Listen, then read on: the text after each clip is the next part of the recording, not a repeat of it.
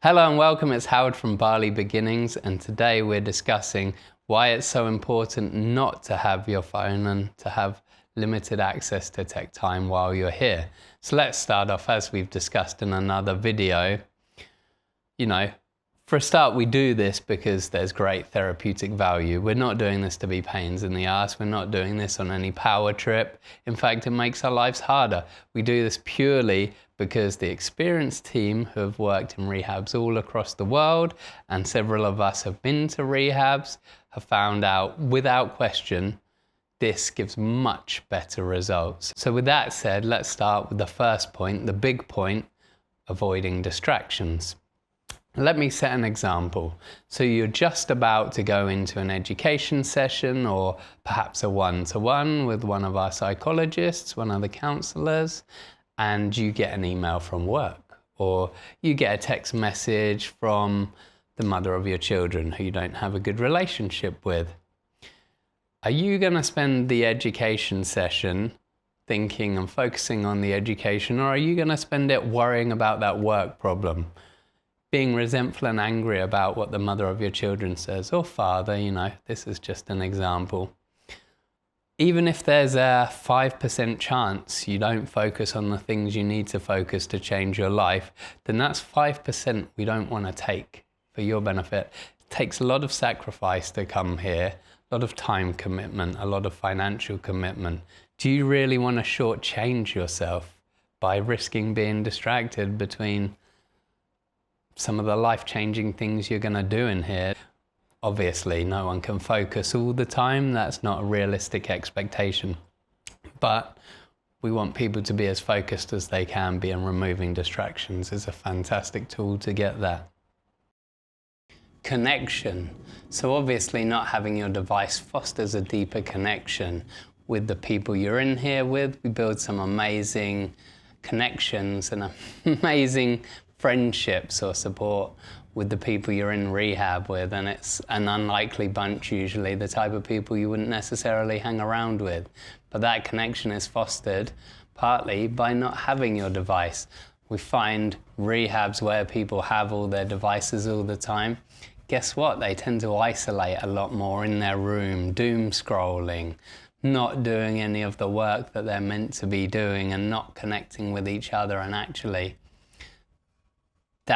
there's an old saying, the opposite of addiction is not sobriety. The opposite of addiction is connection, building those connections and having those chats, dealing with a problem in your mind and going and chatting with a support worker or a recovery coach or a psychologist, because you've got time to think on it and you're not just isolating by yourself, connecting with people.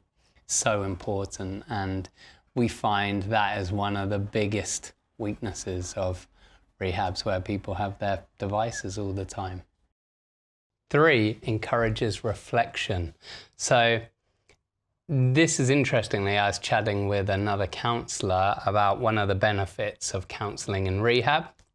Also, one of the reasons me and Terry spoke, Dr. Terry, and decided to keep 2 sessions a week rather than 3, because one of the important things is reflection. There's an old saying that this counsellor told me that I really like, that one counselling session in rehab can be akin to 3 or 4 on the outside world. And the reason for that is you have time to reflect, you have time to sit still.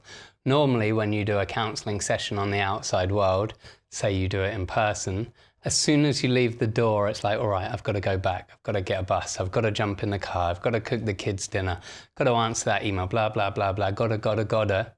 Not reflecting, not thinking. When you're here, you do a counselling session, you reflect, you think. Part of that is because you don't have your devices to distract you straight away, doom scrolling, or straight away chatting to someone or calling or watching something on YouTube. Same with all the sessions, every session, education, wellness, etc. Or just a chat with one of your peers out over dinner. Guess what? You get to go away and you can reflect on that and you can think on that. And quite often, that's where the magic happens, not per se in the counselling session always, or not in that chat. Sometimes it's when you go away and think and reflect. That is also secondary, why it's important to have a bit of space and not overload people. That's why we have 2 instead of 3 sessions a week, because that space in between is where the processing is done, where the evaluating, the compartmentalizing and the thinking. That's not possible to nearly the same extent if you have access to your devices. Minimizing triggers.